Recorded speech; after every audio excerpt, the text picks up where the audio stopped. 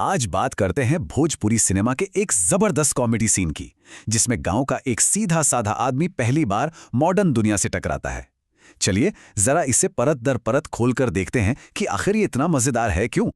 और सीन खुलता है इस एक लाइन के साथ। हमारा हीरो पहली बार हवाई जहाज की खिड़की से बाहर झांक रहा है और उसका नजरिया देखिए, इतनी ऊंचाई से उसे लोग चींटियों जैसे लग रहे हैं। यहीं से पता चल जाता है कि ये सफर कितना मजेदार होने वाला है। तो इस पूरी कॉमेडी की जड़ क्या है? देखिए, बहुत सीधी सी बात है। एक ऐसा आदमी है जो गांव की सीधी सच्ची जिंदगी जीता है और अब उसका सामना हो रहा है शहर के तौर तरीकों और अजीबोगरीब नियमों से। और ये कहानी शुरू होती है एक हवाई सफर से। और पहला पंगा तो फौरन ही शुरू हो जाता है। उसका देसी लॉजिक और एयरलाइन के कड़े नियम आमने सामने हैं। उसे लगता है, अरे पूरे गांव का सामान साथ ले चलो, पर एयरलाइन वाले कहते हैं नहीं, सिर्फ छोटा कैरी ऑन बैग। और उसका सल्यूशन वो तो और भी कमाल है। अरे जगह नहीं है तो क्या हुआ, जहाज की छत पर बांध दो। अच्छा, ये तो बस शुरुआत थी। अब कहानी और भी मजेदार होती है।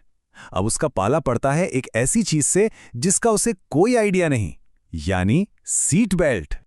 और यहां पर उसका जो जवाब आता है ना, वो सुनकर तो बस हंसी ही आ जाती है। जब उसको बोला गया कि सीट बेल्ट लगाओ तो कहता है, अरे हम तो घर से ही बांध के आए हैं। मतलब उसे लगा ये भी कोई तैयारी है जो घर से ही करके आनी थी। फ्लाइट में अभी एक और कांड होना बाकी है।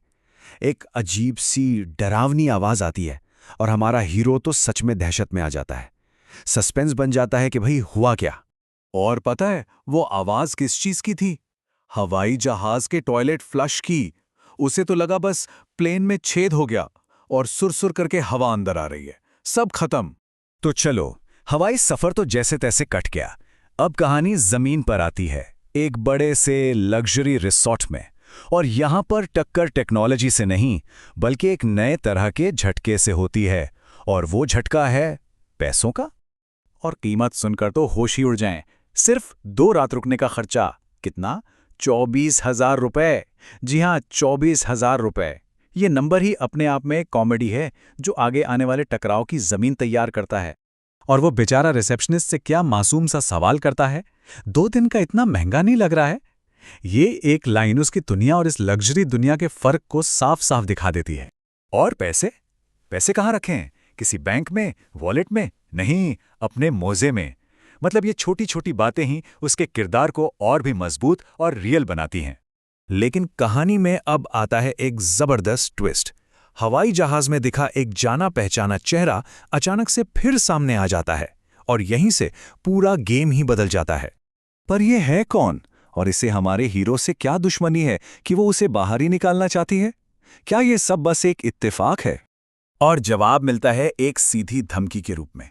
दिव्या मैडम साफ साफ कह देती हैं कि 2 दिन में अपना बोरिया बिस्तर समेट लो, वरना सामान के साथ उठाकर बाहर फेंकवा दूंगी। तो भाई मामला पर्सनल है, कोई मामूली झगड़ा नहीं। लेकिन रुकिए, कहानी में एक और कनेक्शन बाकी है जो इसे और भी दिलचस्प बनाता है। इस बार हमारे हीरो और रिजॉर्ट के कर्मचारी के बीच।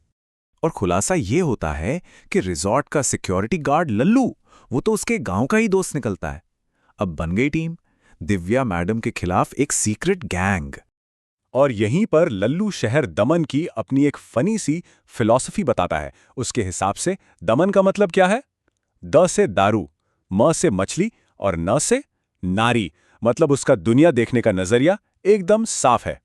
अब एक और बिल सामने आता है जो पिछले वाले से भी ज्यादा चौंकाने वाला है।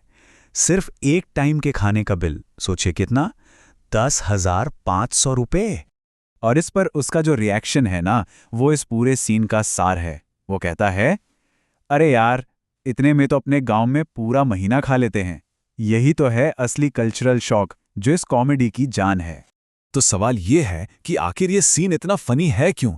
चलिए इसके पीछे की कॉमेडी को थोड़ा डिकोड करते हैं कि वो कौन सी चीजें हैं जो हमें इतना हंसाती हैं। तो देखिए, इस कॉमेडी की रेसिपी में कुछ चीजें मिली हुई हैं। एक तो है एग्जैजरेशन, मतलब हर चीज को बड़ा चढ़ा कर दिखाना। फिर है मजबूत कैरेक्टर, एक भोला भाला गांव वाला और दूसरी तरफ एक तेज तरार शहरी महिला।